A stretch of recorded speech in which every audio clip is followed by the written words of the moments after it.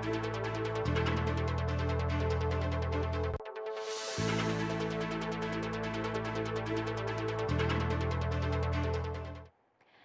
Babengi, Pampanga, magandang gabi Central Luzon. Ako po yung kayong talasuyo, Jennifer Salenga.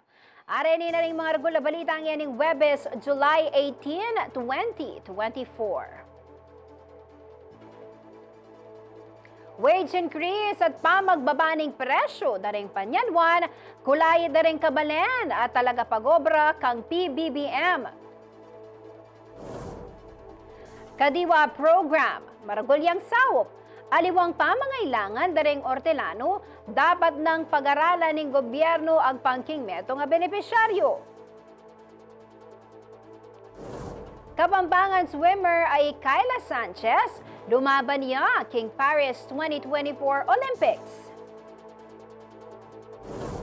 Luzon Grid muling inilagay sa yellow alert dahil sa manipis na supply ng kuryente. At tubig dagat sa Bataan, nagpositibo sa red tide.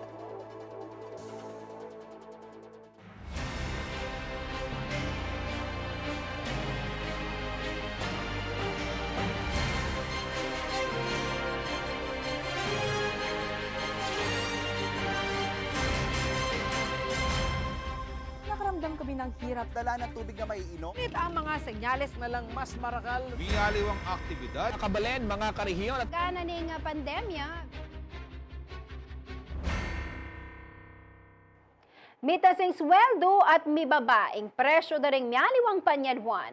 Inikanuing sana sa sona daring kabalentamong talapagobra. Bisnaman kasi bibida na ning Marcos administration ing masanting nga employment rate keng bangsa.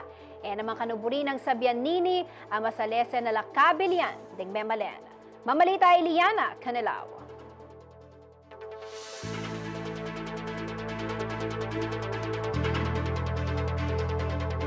Metong kareng binida ng President Ferdinand Marcos Jr. inyang milabas ang banwa, king kayang kadwang State of the Nation address o SONA, ing employment kimbangsa. May ka-improvement kanuking problema king unemployment aaranasan inyang kasanungsungan na ng COVID-19 pandemic, nung nuka rin at suya mo king 82.4% ing employment rate. Sumangid na kanuning matas a level na ning employment, kailangan pamuring gawang marakalatakbang, kalupa na ning pamag-generate karagdagang obra. Anyang May 2023 at suya mo king 95.7% ing employment rate ning mabilog bangsa. Tutumba siya ini karang 48.26 milyon na katao ng ating obra. Bagyan niya mang mitas kayong 95.9% ang employment rate karas ning May 2024. Base king datos na ng Philippine Statistics Authority at sula king 48.87 million members ng labor force ding employed. Samantala agyang bagyang mitas sing bilang daring magobra, sasayang sing noman ding mapilang talapagobra king labot Kapampangan, paulan na ning mababang sweldo at malapresyo ning panyaluan. Minsan kukulang yun, pero more on kasi paltipiran mi wala na kami agawa. Babalance king kay ming babakalan mi king kay tsaka king sweldo mi dapat titipiran mi talaga banta mi kasya king pamanyaluan ngayon kasi lalo na ngayon may kamaling manok. Sa ngayon po nagkukulang na kasi sa pagpamasahe pa lang medyo mataas ning pamasahe tapos mga biliin lalo na may pinapagatas din akong bata. Medyo mataas na rin para sa biliin. At tatanda ng may kabayong wage order king Central Luzon inyong October 16 ning milabas ang banwa. Mitas king 40 pesos ing minimum wage rates. Base king datos ng National Wages and Productivity Commission o NWPC, may milungan niya king 449 to 500 pesos ing peka mababang sweldo king non-agriculture sector. 422 to 470 pesos naman ang minimum wage king agriculture sector at 384 to 489 pesos karing retail and service establishments. Sumangid na ninirin kaya katamong kabalang talapagobra at din lang sana kang President Marcos Jr. king daratang ng sona. Sana itang amanwa ng about king abyas, sana tuparanan At sana gaway ang action para babangan ni panyaluan kayo ng Pilipinas. Mag-increase nga aming sweldo. Maragdagan yung binibigay na bonus para sa mga empleyado ng kawani ng gobyerno. Yun lang. Yun lang naman ang kulang sa napapansin ko. Kaya maraming pinagagawa Pilipinong hindi ayos. Kulang sa sahod. Ako, Inke kayong Talasuyo, Liana Canilaw, ating pusong makabalin. Manibat ninyang pesi kanane ng gobyerno ing implementasyon na ning Kadiwa program, marakal kawan o kanawan maragol kanawan kanu ing mibiela kwas na kareng mga lating ortelano. Makanyan man nasa na ning metong a benepisyaryo ning programa para kareng kapara na ing mas panigaranan na pa ning gobyerno ing karelang pamangailangan. Ano po yung report?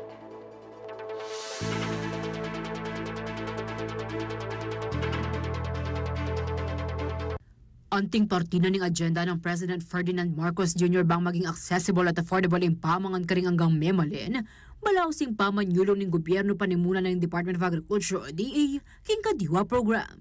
Metong ya karing inisyatibo na ning ahensya ing Kadiwa, lakwas na para karing lugar may matas a demand at komunidad a may low income a pamilya. Kapamilatan na inikimpaman ng muyot karyang kooperatiba at asosasyon da ng Ortelano, private sector at taliwapang agricultural stakeholders, amika direct distribution system. Agpang kang Percival Turla, metong ka rin director na ning Santa Ana Agriculture Multipurpose Cooperative, maragulyang bagay para karelang mga lating Ortelano ing Kadiwa program. Manibat po King Farm, Impale, may sasaliwanan na po ning kaya kaming kooperatiba, tapos po i-process ne, gilingan ne, anytime po ating kaya pong pipagbiyahan, pauli na po ning Kadiwa. Na kaya po mana sakit kem presyo, kaming malating Ortelano, rin po mana sakit kem presyo, rin pong mamimili na po ning sambayan ng Pilipino. May kakapamitagon muna man kanu aagkatan na lang DA ang mamisali karing karelang produkto, karing Kadiwa Center of Fair. Kenny, mura rang pisali ing agri-products. Kalupan na morning abias, amin pisaling 49 pesos ing balang kilo, kumpara kin palengke atsu king 52 pesos. Kasi po munang-muna, kami pong Ortelano, yan na kaya po mag-worry, nung nino pong sali kaya kaming produkto. Alida na kaya po pag maragulan din pribadong bayahero, kasi po ating kami pong siguradong sure buyer na yan na kaya man po garabyado king presyo. At munang-muna po, aliwa mo kaming makinabang, nun po pati po rin kabalanta mo pong mamimili na mas mababa pong presyo kaysa po king merkado. Aparte kanini, may akatanggap lang muna mga kapital para king rice trading. Bistaman pa, salamat la ritorla kang bering kayabe ng Ortelano king maragula improvement kanuking karelang kabilyon. Nasara rening mas baka panigaralan na pa ng gobyerno yung pamamaya solusyon king problema dareng mga lating mga biyayan king asikon. Apin kanu iniimburirang damdaman king daratang State of the Nation address o sona ng President Marcos Jr. king Lunes, July 22. Alos may concentrate na po karing farm machinery, karing pong maragul, rice planter, combine harvester. Malalakwan lang po retang mga latiming pamangailangan. Kasi po ngayon yung may labasan na yan, may pong El Nino. Dito po kasing STW o reto pong solar pump, ila po rin kailangan na pwede mila pong lalo na po kayang pong pwesto, meeting Balan Santa Ana, alos yung source mi pong danom is manibat po kayang lalam gabon. Kailangan nila po retang STW. Samantala, amuyutan na nemang Agri-Party List Representative Wilbert Lee, IPBBM. Iyabing House Bill o HB 3957 o Kadiwa Agri-Food Terminal Act, anting priority measure king third regular session na ng 19th Congress. Nasa nanining maging institutionalized la karing balang syudad at munisipalidad ting Kadiwa Centers, bang maging accessible karing dakala Pilipino ing murang pamangan. Ako, Inke kayong Talasuyo, Liana Canilaw, ating pusong makabalin. Kababalwan po kanang sablang Fernandino at Fernandina, makasadyayang marapat kayong tutuking banwa ing the Outstanding Fernandino Awards o TOFA. Metong yang pamikatagon ini nung nuka rin didinadong galal deng tao San Fernando ame nagumpe king kanya-kanyang larangan at ating maragula ang bag king syudad. Every 3 years siya mararapat niya ni ing TOFA at tauli lang mimye galal inya pong 2022. Ini mong July 16 anyang formal neneng binuklat ng City Government ng San Fernando ing nominations para king TOFA 2025.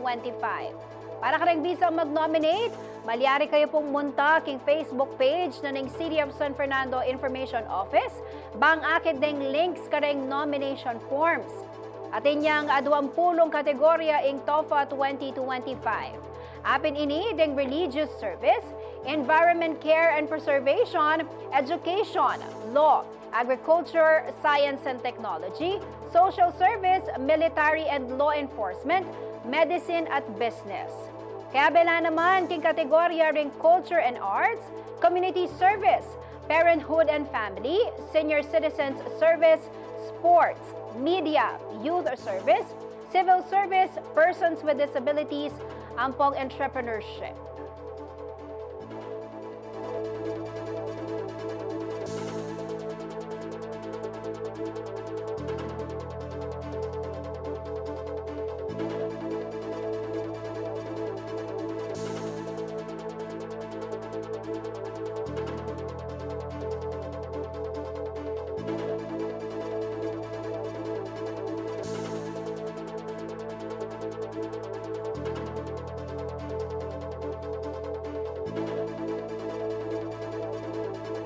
Kay pumamo ko magbalik kay Balen at Balita.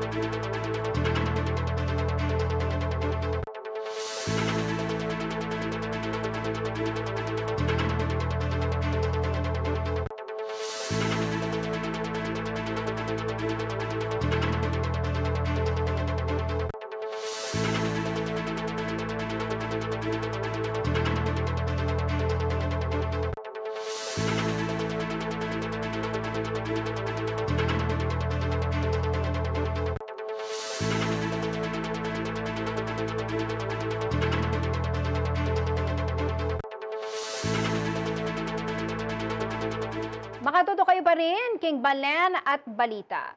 Nagpositibo sa Gymnodium catenatum, isang nakalalasong microorganism ang tubig dagat sa Bataan.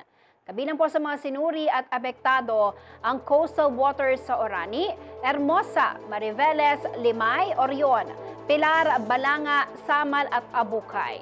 Bunsod nito, pinapayuhan ng Bureau of Fisheries and Aquatic Resources o BFAR Region 3 ang publiko na iwasang manghuli, magbenta at kumain ng mga shellfish at alamang mula sa mga nabanggit na lugar.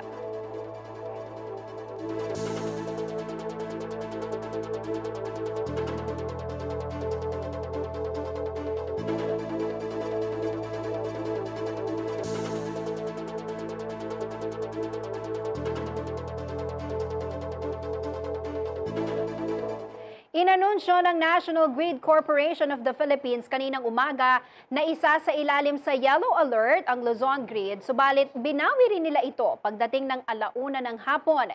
Ini-issue ng NGCP ang Yellow Alert kapag ang operating margin ng kuryente ay masyadong kaunti para punan ang pangangailangan sakaling magkaroon ng aberya.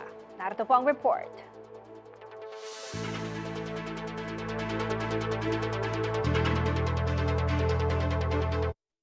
Inilagay sa yellow alert ang status ng Luzon Grid ngayong Huwebes, July 18. Ayon sa National Grid Corporation of the Philippines o NGCP, 10 power plants ang gumagana gamit lamang ang derated capacities, kaya nasa 1,893 megawatts ang kasalukuyang unavailable sa grid. Bunso dito ng unplanned outage sa San Gabriel Power Plant nitong Miyerkules, July 17 at ang derated capacity ng SMC Consolidated Power Corporation o SCPC Units 1-4.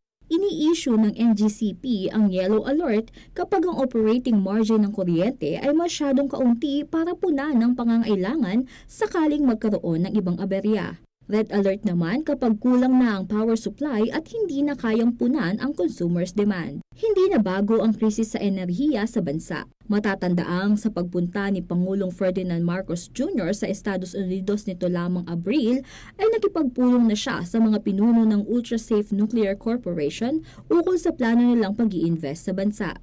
Paraan daw ito para magkaroon ng sapat, mura at maaasahang supply ng kuryente ang mga Pilipino ayon kay House Speaker Martin Romualdez. Disyembre naman ng taong 2023 nang inanunsyo ng Department of Energy ang kanilang pakikipag-ugnayan sa South Korean firm na Korea Hydro and Nuclear Power Company Limited para sa feasibility study nito ukol sa Bataan Nuclear Power Plant. Ayon kay Senadora Pia Cayetano, na chairperson ng Committee on Energy sa Senado, kailangan ng mahabang pagpaplano para masolusyonan ang krisis sa enerhiya. Long-term planning. Sadly, binobola ho kayo pag may magsasabing bukas, next month masosolve to. Because anything that's done are short-term solutions. We need the long-term solutions. How about Bataan Nuclear Power Plant? Well, from what I know, and I am just a student, okay? I am a student of the energy policies right now. A lot of countries in the world are using nuclear, but the technology is changing every day. Kung yung tinayo yung Bataan Nuclear, what was that, 20 plus years ago, medyo ang layo na rin ho ng technology. Malaki rin daw ang epekto ng nasabing krisis sa ekonomiya ng bansa hanggang sa mga kababayan nating nasa laylayan ng lipunan. Dagdag pa ng mambabatas, panahon na para mamuhunan ang pamahalaan sa sarili nating mga pasilidad upang matiyak ang stable na supply ng kuryente. The reliability of the energy supply, kasi kaya tumataas yan, kasi nagkaka-shortage during peak hours. So ngayon magkakaroon yan ng parang bidding na bilihan sila sa parang stock market, parang ganun yun. So pag may shortage ng gulay, tataas yung presyo, di ba? Pag tataas yung presyo ng gulay. So pag may shortage ng isda, ganun lang yun. But if we plan, supply and demand. But if we plan it properly, then nababawasan yung time na ginigipit tayo. And if you ask me, doon tayo mag-invest nga doon sa sariling atin. So if it's geothermal, indigenous natural gases. Ako po si Danny Gagino para sa CLTV 36 News. Muling nagpamalas ng talino at husay ang mga mag-aaral mula sa Central Luzon sa naganap na 2024 National Schools Press Conference. Nasungkit ng mga campus journalist na pambato ng Region 3 ang ika-4 na pwesto sa kompetisyon na sinalihan ng mga kinatawan mula sa 17 rehiyon ng bansa. Nagtala ang Region 3 ng kabuang 16 na pagkapanalo sa individual category, 8 sa group category at 12 winning school papers. Sa elementarya, nasungkit na ating mga mag-aaral ang ika-4 na pwesto sa overall top performing champion, group level category. Ika-5 pwesto sa top performing region individual category at ika-5 pwesto sa top performing region in elementary school. Habang sa sekundarya, silang nagwagi ng ika-4 na pwesto sa top performing region individual category. Ika-5 pwesto sa top performing region sa group category at ika-5 pwesto sa top performing region in secondary level. Ayon kay Dr. May Eclar, Regional Director ng Department of Education Central Luzon, may tuturing itong isang shining moment para sa ating rehiyon.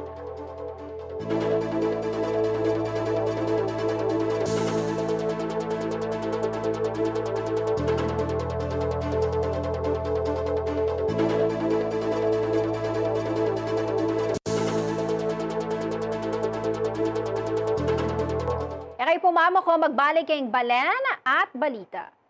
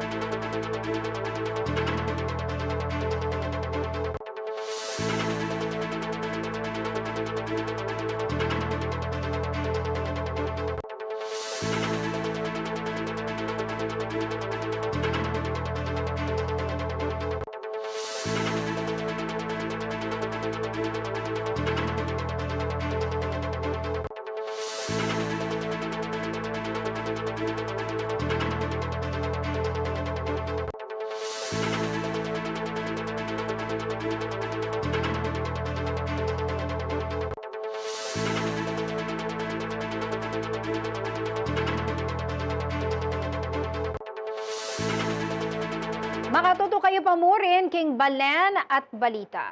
Bagamat mayroong magandang pakinabang, pinangangambahan din ang mabilis na pagdami ng water lilies sa Kailugan, lalo na ngayong tag-ulan. Bukod kasi sa nakakasagabal ito sa daloy ng tubig, pinamumugaran din ito ng mga ahas. Kaya naman isinusulong ngayon ng Department of Environment and Natural Resources ang paggamit ng mga water lilies sa iba't ibang livelihood opportunities. Kung paano, alamin sa ulat ni Liana Canelao.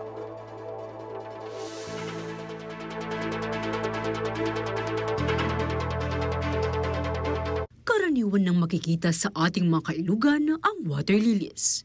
Ayon sa eksperto, malaking papel ang ginagampanan nito sa mga waterway dahil nagsisilbi silang natural filter na lumilinis sa maagos na tubig. Pero kagaya ng iba pang bagay na kapag sumobra, mayroon din itong masamang epekto. So kung siguro, sa mga gilid-gilid lang may lilis, that will somehow also beautify the river kasi may makita kang green rather than ang nakikita mo directly yung parang kulay pusit na tubig. Na parte din yan ng ginagrab, okay? Yung grabbing activities na nagagawa dyan. Hindi lang basura yung nililinis namin dahil kung maraming lilis dyan, yan yung nag-hamper din ng flow ng tubig. Paliwanag ni Engineer Ralph C. Pablo, ang Executive Director ng Department of Environment and Natural Resources Region 3, madalas din pamugaran ng mga ahas ang water lilies. Magkakaroon ng mga ahas, okay? Dahil makapal nga. And alam naman natin na ang characteristics ng ahas gusto sa malamig. Kaya doon sila nagtatago. Okay? Samantala upang mabawasan ang mabilis na pagdami ng water lilies at maiwasan ang mga problemang dulot nito, maaari umano itong gamitin sa iba't ibang livelihood opportunities. So maraming mga researches na marami ng practices na ang lilies ay ginagawa na dinadry nila at ginagawang mga bags, mga ganyan, mga containers, ganyan. So, ina-explore din yung possibility na ganon para pagka may gamit pala ang lilis na yan, tulong-tulong yung mga tao, okay, na mag-collect niyan para mabawasan yung mga water lilies natin, okay? Liana Canelao, CLTV 36 News. Itinalaga bilang Officer in Charge o OIC Regional Director ng Department of Trade and Industry Central Luzon si Edna Dizon. Pinalitan ni Dizon si Brigida Pili matapos ang kanyang mandatory retirement. Ayon kay Dizon, 39 na taon na siyang empleyado ng gobyerno at naging tahanan na niya ang DTI sa loob ng halos 4 na dekada. Nagsimula si Dizon bilang clerk sa Small Business Assistance Center hanggang tumaas ang posisyon at nagsilbing Provincial Director, Assistant Regional Director at ngayon ay pinuno na ng DTI sa ating rehiyon. Nagpasalamat naman si Dizon sa tiwalang ipinagkaloob sa kanya.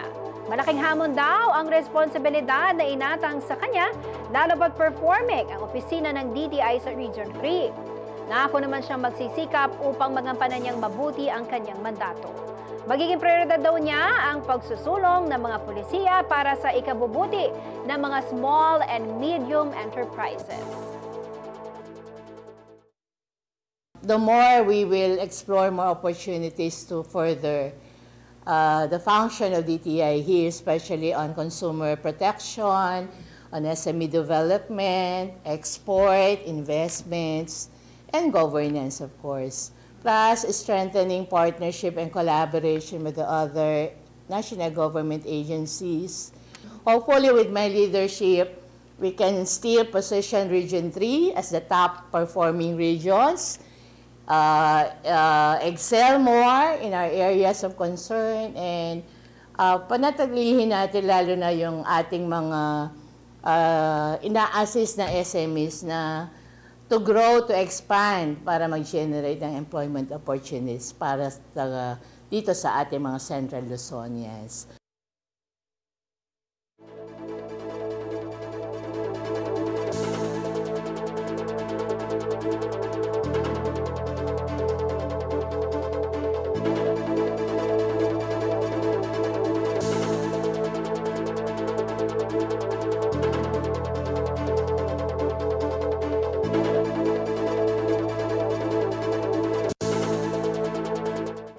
Ngayong papalapit na naman ang pasukan, naglabas ng gabay sa pamimili ang Department of Trade and Industry na naglalaman ng listahan ng recommended retail prices ng mga school supplies.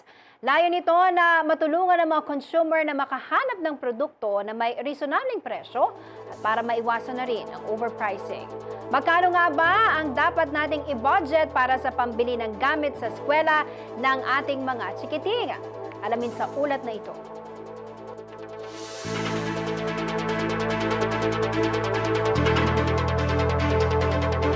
Nakatakdang magsimula ang klase sa mga pampublikong paaralan sa darating na July 29, habang sa susunod na linggo naman ang pasukan para sa ilang private schools.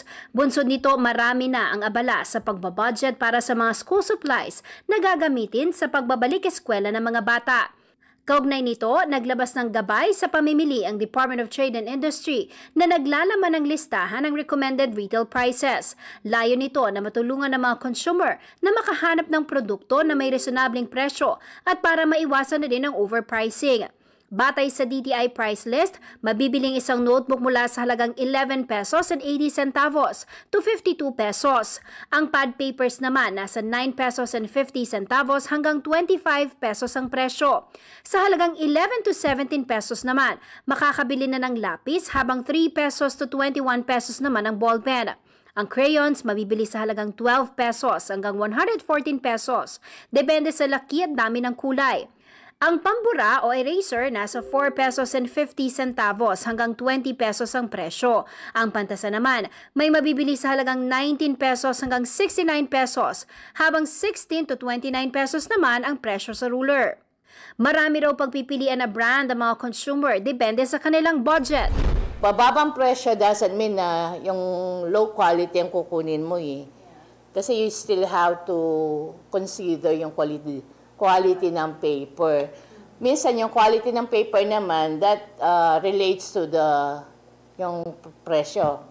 Gusto mong kwalidad, medyo mataas yung kunin mo. Gusto mo yung kakayanin mo ng budget, siyempre budget-wise yan eh. Kung anong kakayanin ng laman ng wallet ng isang magulang. So, make sure yung mga magulang kung anong presyong bibili nila for the notebooks, for the pad paper ng kanilang mga anak. Paalala pa ni Edna Dizon, ang OIC Regional Director ng DTI Central Luzon, na maging mapanuri sa materyales ng mga bibilhing school supplies. Mayroon daw kasing iba na may halong toxic chemicals, lalo na yung mga pangkulay. Kailangan maging aware din yung mga magulang, no? Kasi minsan yung bata, lalo na yung mga preschool, yung sinusubo, so kailangan din yun. So may mga standards din sa mga titingnan natin sa mga crayons, and the FDA is strictly monitoring those. Tapos yung proper advisory sa mga consumers, gabayan natin sila kung ano dapat nilang tignan sa mga ganitong klaseng materials. May paalala din ng DTI sa mga retailer. And under the law, no, kailangan lahat ng tinitingi na produkto meron siyang dapat presyo under the Price Act. Para sa mga magulang naman na umiiwas sa siksikan sa mga pamilihan at kinukonsidera ang pamimili online, meron din daw dapat isaalang-alang upang makatiyak sa produkto na binibili. Aware of also nung ating mga yung selling proposition ng ating mga merchants online. Basta tignan nyo yung views. Yung views ng mga, kung maganda ba yung views ng ating mga patronage dun sa online sa produkto. Huwag muna ho tayong agad kumagat, no, dun sa promotion. Ang problem na kailangan, alam nyo po yung location ng binilhan nyo, may pangalan yung business, dapat naka-registered. So dapat maging aware po tayo sa legitimacy ng ating business na gusto nating bilhan ng produkto. Nadatnan namin sa isang pamilihan sa siyudad San Fernando, Pampanga na namimili ng gamit pang eskwela si Maria Alisal Tapang. July 29 na raw ang pasok ng anak niyang nasa grade 4. Pero dahil malapit na rin siyang manganak, 500 pesos ang inilaang budget para sa school supplies. Tight po talaga yung budget namin. Kaya yung mga importante po muna yung uunahin po. Tulad po ng Mga notebook, papel, lapis po. Sa susunod po na pagsahod po. doon na lang po kung Opo. ang biniling notebook, crayons, glue, lapis, ballpen, papel, folder at pambura umabot ng 452 pesos. Pasok sa budget at may sukli pa. 3 anak naman ang kailangan bilhan ng school supplies ni Nanay Rochelle. Didiskardihan na lang daw niya ang budget na 3,000. Unti-unti ko lang para maano lang sila, mabilan lahat. Kasi kulang yung budget namin namamasada yung sawa ko. Ngayon yung hawak kong 3,000, ewan kung anong mararating nito. Kung ano lang yung kaya mabili, yun na lang. Okay lang naman po kasi nakakatawad naman kami kahit kunti-kunti. Mga magkano budget kaya yung kakailanganan? Nasa 500 lang po. 500? Kasya na po. Sa 500? Papers, notebooks, ballpens, pencils, and crayons. Sa 500 na budget, Mabibili na po yung mga kailangan nila. samantala, upang makaagapay sa gastusin ng mga magulang sa school supplies, nagsasagawa ang DTI ng Balik Eskwela Diskwento Caravan sa iba't ibang lalawigan sa Central Luzon. Ngayong araw, may caravan sa Tarlac at sa darating na July 22 to 23, muling magsasagawa ng Diskwento Caravan sa Zambales. Gaganapin ito sa Quadrangle area ng Olongapo City National High School. So these venues are an opportunity for us to provide the parents as early and para mamili sila at discounted. So we invited merchants, yung gumagawa ng uniform, gumagawa ng sapatos, mga notebooks na pumunta sa probinsya o munisipyo, doon namin inuhold yung mga diskwento caravans. Yan. Jennifer Salenga, CLTV 36 News. Kayo pumamo ko magbalik kay Balen at Balita.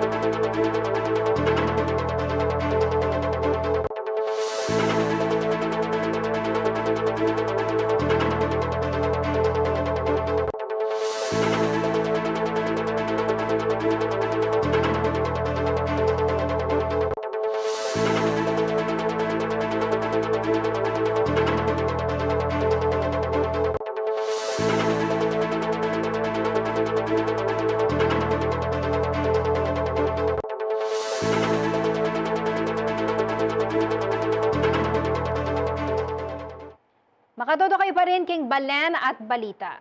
Babala po sa mga manonood, ang susunod na balita ay naglalaman ng mga masiselang video na nagpapakita ng pagiging bayolente at pananakit.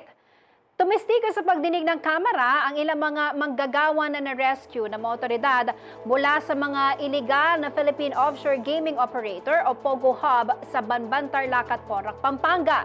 Dito ay kanilang idinetalye ang pagmamalupit na kanilang dinanas sa kamay ng mga sindikato. Bunso nito, lalong tumibay ang panawagan ng ilang opisyal ng pamahalaan na tuluyan ng ipagbawal ang POGO sa bansa kahit na yung mga legal. Narito po ang report.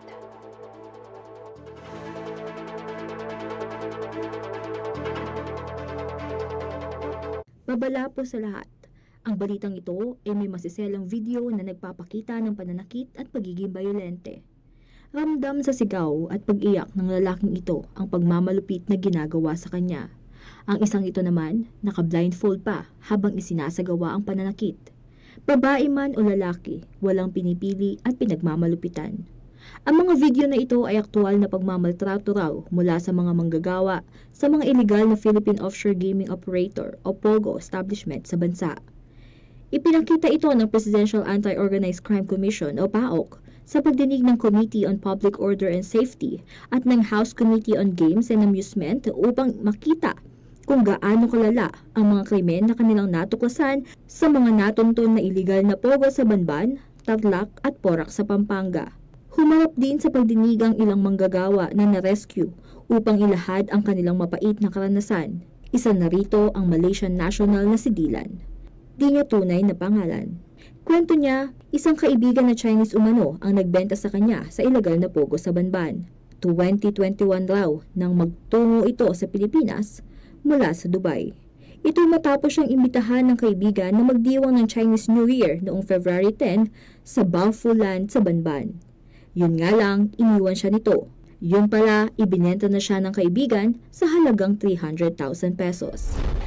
When I arrived, in Banban Tarlac, the place there, and then I just maybe in the dinner, we will get the dinner at that time. And then he told me to wait in the domiciliary there. He said he will go to do something and then come back later. And then I just wait until around 30 minutes after the office, like the in charge, maybe the admin or anything, is coming to calling me, and then go to the supervisor place, and then he will tell me I need to work in there, and then maybe have my things I already get sold. As he was telling his story po, he was sold po. Binenta siya doon sa Sunyuan sa Baofu. Ang nagbenta po sa kanya, barkada pa po niya. Ang sabi sa kanya ng barkada niya, kakain lang tayo doon sa Baofu kasi Chinese New Year po yun. Pero ang nangyari po, binenta po siya sa halagang 300,000. Pero hindi po niya alam. Kwento pa ni Dylan, kinumpis ka rin ng POGO official ang kanyang phone. Nakaranas din daw siya ng pang-torture. When I in Banban there, and then I already get, when I first day, he already give out my phone, my personal phone, and then I lost my contacts, or maybe I just try to, just save myself until I get the phone, or maybe I find another way for contacts. Then torture me in the face, and then I will report it. You were slapped? Or you were punched? Yeah, we will get punched.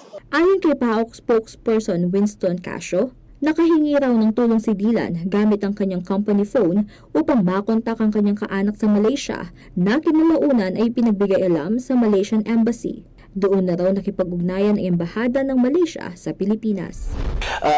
Naipagbigay alam po siya sa atin ng Malaysian Embassy sapagkat nakapag-text po siya doon sa company phone, pinakita po niya yung mga bugbog niya rito sa kanyang mukha. Dahil sa dami ng mga kriminalidad na natuklasan sa mga illegal na POGO, ang PAOK at DOJ nagpahayag na ng pagkiisa sa panawagan na ipagbawal na ang POGO sa bansa.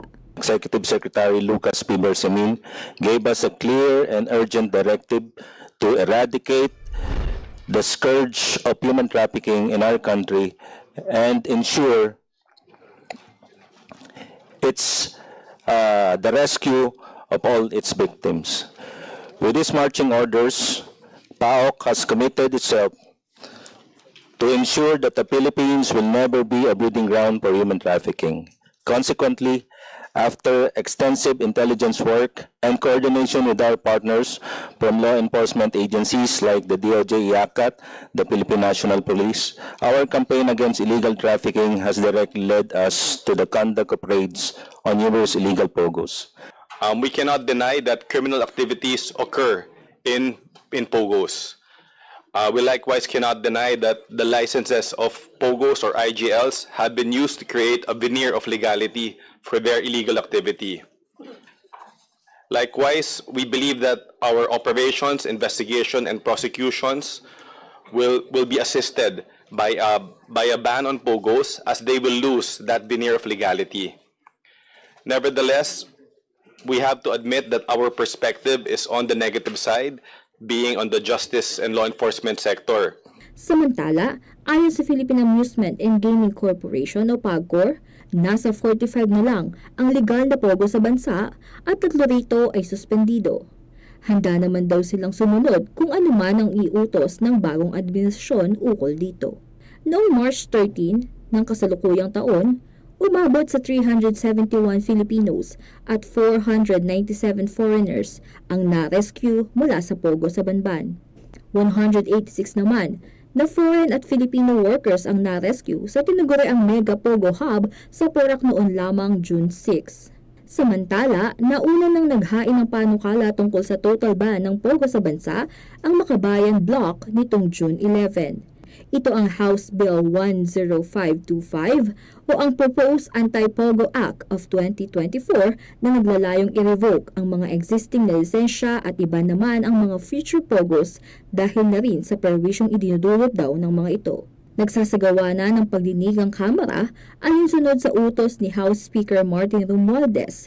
Nauna nang sinabi ni Romualdez na ang pagbaban sa Pogo ay magdudulot lamang ng pagdami ng underground Pogo at kanyang iminumungkahi ang mahigpit na regulasyon sa mga ito. Kasama si Jennifer Salenga, ako si Danica Gino para sa CLTV 36 News. Nagsalita ang Bureau of Internal Revenue ukol sa mga electronic marketplace operators gaya ng Shopee at Lazada kung saan sinisimulan na nito ang pagkolekta ng buwis sa mga nagtitinda o negosyante gamit ang kanilang plataforma. Ayon kay BIR Commissioner Romeo Lumagi Jr., magpapataw na ng withholding tax sa mga negosyante ang ibang electronic marketplace operators simula July 15. 90 days na raw ay binigay nilang palugit at hindi nahihigit pa doon ang maibibigay nila. Desyembre ng nakarang taon, nag-issue ang BIR ng Revenue Regulation 16-2023 na pinapatawan ng 1% na withholding tax sa mga online merchant na may kitang mahigit sa ₱250 milyong taon-taon. Ipapataw ang buwis sa kalahati ng kabuang remittance ng mga electronic marketplace operators at ng Digital Financial Services Providers o DSFP tulad ng GCash at Maya na ginagamit ng sellers o negosyante sa pagbebenta ng produkto nila gamit ang digital platforms.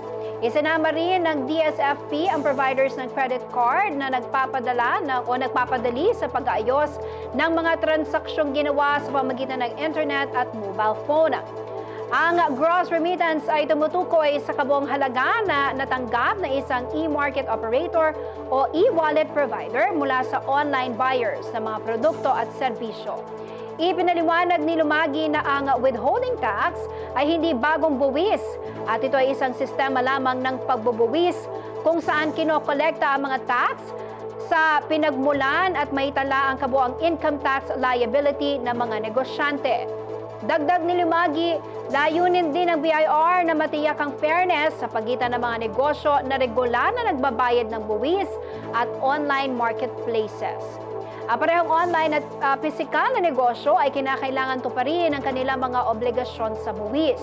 Pinalalahanan naman ng BIR ang mga online seller at merchant na iparehistro ang kanilang mga negosyo sa BIR at magsumite ng kopya ng kanilang registration certificate sa e-marketplace operator at DFSP bago magamit ang online facility. Dapat din daw na magbayad sa mobile payment services sa mga ito gamit ang kanilang mga account na alinsunod sa trade name na nakarehistro sa BIR at hindi sa personal na account na may-ari. Samantala, para sa online seller na si Camille, sang-ayon siya sa pagbabayad nila ng tax. Posible lamang na magkaroon ng price adjustment sa kanyang mga ibinibenta. Agree ako sa 1% withholding tax para magkaroon naman tayo ng, kumbaga, tinatawag nilang fair and square na pagbabayad ng tax or buwis. At the same time, magkakaroon ng konting pagbabago pagkataas ng presyo sa binibenta kasi magkakaroon na nga daw ng gaya nga nung sinabi na 1% withholding tax at syempre madadama yung mga mode of payment ko. Siguro konting adjustment lang din para hindi malugi sa pagbebenta.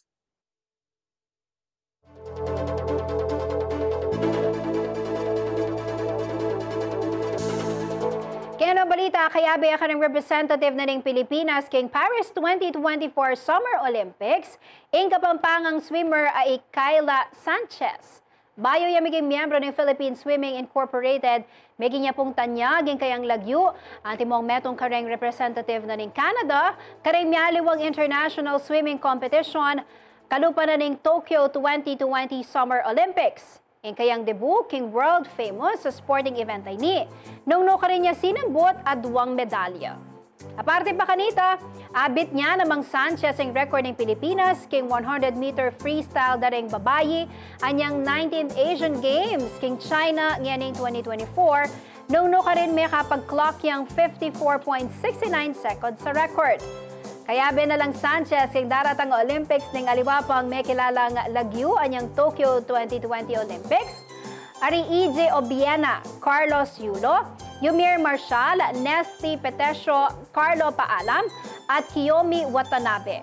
Kaya na lang naman king Philippine Olympic Team di Elrin Ando, Jarrod Hatch, Doti Ardina Bianca Pagdanganan, Hergy Bakyadan, Emma Malabuyo, Samantha Katantan, Joanny Delgaco, Levi Jung Rivivar, Vanessa Sarno, John Seniza, Ira Villegas, Alea Fenegan, John Cabang, Lauren Hoffman, Ernie Gawilan, Angel Otom, Alain Kiano Ganapin, Agustina Bantilok, Gerald P. Mangliwan, at Candy Asusano. Magumpisaya po king July 26 ang 2024 Paris Summer Olympics at mayari king August 11. May 8 anyang inumpisan de ing torch relay king Marseille. Nitibong July 15, miras na ing Olympic flame king Paris. Nung ka rin de patawan o i-ignite ing Caldron.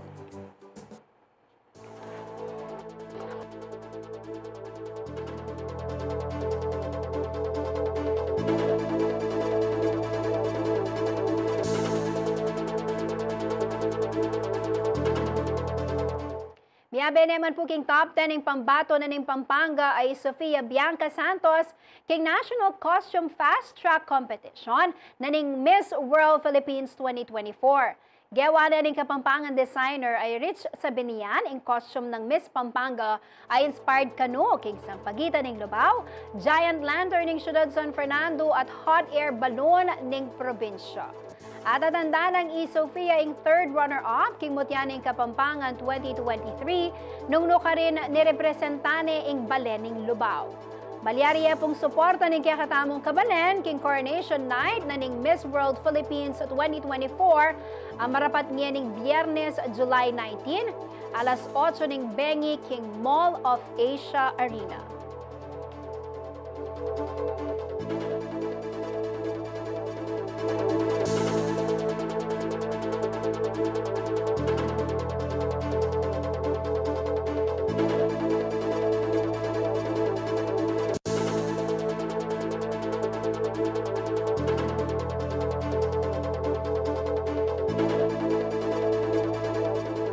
Aben din, di marugula balitang kinalap ni Kaya Katamong News Team. Para kang aluha pang updates, i-like and follow yun lang mo po rin kaya kaming social media pages. King lagyo na po ni Mabilog si LTV 36 News and Current Affairs. Ako po kaya kayong talasuyo, Jennifer Salenga, ating puso makabalan.